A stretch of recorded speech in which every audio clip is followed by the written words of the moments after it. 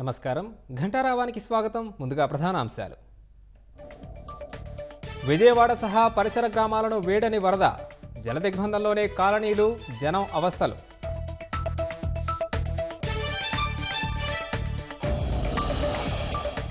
వరద ముంపు ప్రాంతాల్లో సీఎం చంద్రబాబు పర్యటన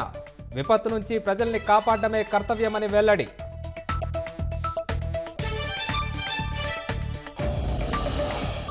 వరద ప్రభావిత ప్రాంతాల్లో సహాయ చర్యలు ముమ్మరం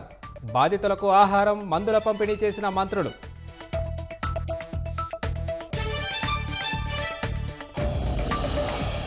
ప్రకాశం బ్యారేజీకి రికార్డు స్థాయిలో పోటెత్తిన వరద అడ్డుగా ఉన్న బోట్లను తొలగించేందుకు ప్రభుత్వం చర్యలు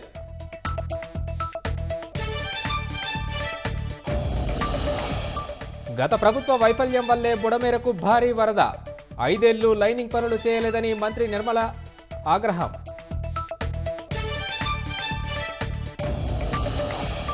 వ్యవసాయ రంగంలో 7 కీలక కార్యక్రమాలకు కేంద్ర కేబినెట్ ఆమోదం క్రాప్ సైన్స్ పథకానికి